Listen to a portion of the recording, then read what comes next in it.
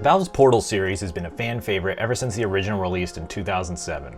An incredibly innovative way to use the first-person perspective for something that wasn't strictly a shooter, Portal ushered in an era of comedy and puzzle titles that has flourished in its wake.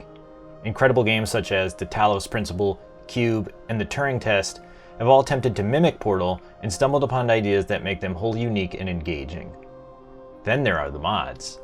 In the absence of any official Valve-released Portal game since 2011, excluding a few VR tech demos, LEGO Dimensions, and Bridge Constructor Portal, fans have created some astonishingly polished mods that may as well have been fully fledged sequels. There are far too many to count, but Portal Stories Mill from 2015 sticks out as the benchmark in my mind. That bar of quality may have finally been surpassed, however, with Portal Revolution. Created by a relatively small team in spurts since 2016, Portal Revolution is an attempt by developer Second Phase Software to bridge the gap between the original and its sequel by explaining how GLaDOS managed to power herself back up. With a fully voiced story and over 40 test chambers, the game is certainly a meaty experience. Does it hold a candle to Valve's work, though?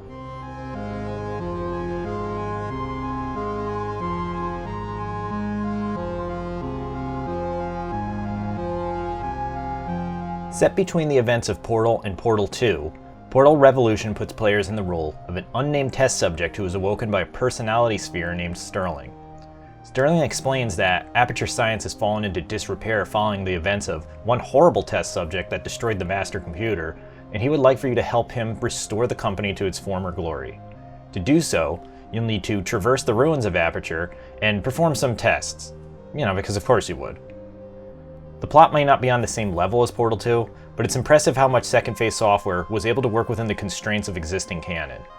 It's very hard to figure out what Valve has planned for its specific universe, because the company has basically not created anything since 2011. Portal is connected to Half-Life, and Half-Life Alyx established some other events, but that's beyond the scope of this review. Anyway, as you engage with new puzzles, Sterling will chat with you, and it fills in a couple of gaps that Portal 2 raised. Did you ever wonder how GLaDOS got her personality? Were you ever curious why the personality spheres have such fully defined characteristics? Portal Revolution provides some solid explanations that I would love to see become official answers. Even if the story is not as far-reaching as Portal 2's plot, it definitely isn't lacking in quality. The same could be said of the game's various test chambers.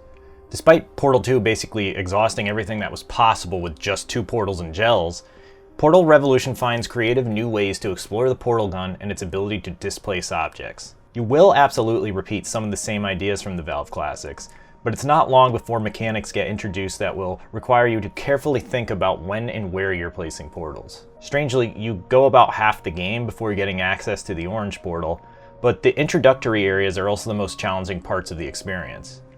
With your gun limited to just shooting blue portals, you'll really need to understand the geometry of each area and what specific mechanics are in each test chamber. Jump plates, gels, fans, and even suction tubes make up the slack and give you a ton of different opportunities to smash your head against the wall. When you do finally get the orange portal, it feels well earned, and it continues Portal Revolution's gradual introduction of newer ideas.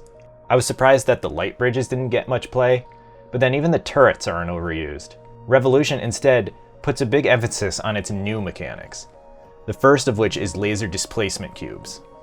There's a story reason for how this technology works, but it allows you to place one cube in front of a laser and use another cube to direct it. This works in conjunction with its second big idea, gel cleansing fields. These are basically waterfalls that will remove gels from objects and prevent them from passing through. It's all stuff that feels so natural, you would assume Valve already included them in the past. It gives you more to think about when trying to execute solutions to test chambers, some of which can be creatively finished or done in more boring fashion. Truly, the only thing that lets the game down a little is that, past the midway point, the difficulty seems to ease up. I was genuinely stumped when left with just the blue portal gun, but I practically breezed through the latter half unopposed after getting the orange gun. There are also a few too many segments where you're simply walking through the ruined Aperture laboratories while story unfolds, but that's a problem that even Valve's games suffer from. The final boss, as well, is a bit too generous when it comes to checkpoints. Even so, the atmosphere on display here is impeccable. Built on an updated version of Portal 2 Community Edition, Portal Revolution looks really stunning. It might not have ray tracing or fancy HDR color grading, but this game appears suitably modern. There's so many new effects added to the Source engine that I'm still genuinely shocked this was made by a team of 7 people. That extends to the soundtrack, which gives Valve's OSTs a run for their money. Portal has always had a cold, calculated look to its environments, and its soundtrack matched that quality. This same quality is captured beautifully by Jared Pulaw and Ella Ayar. A friend of mine overhearing some of the music commented that it sounded Nintendo-like in quality, which is extremely high praise. It's a fantastic addition that makes solving tougher puzzles feel more relaxing over time. If this review feels a bit light, it's because Portal Revolution is mostly iterative to what Valve created rather than transformative. I don't say that to imply this is a lesser experience, but there isn't much here that is completely new. The quality of its execution is what makes Portal Revolution stand out so much. More so than any Portal mod I've played in the past, this does feel like an official game. For that reason, I would say it's a must-play for fans of the series. Being that it is free if you already own Portal 2, the only thing that would stop you from playing it is a lack of access. Revolution is unlikely to hit consoles, sadly, but then the last official Valve release on consoles was a port of Portal 1 and 2 for the Switch. I'm not sure Valve has much interest in targeting console users. Anyway, if you have the means, absolutely go for it.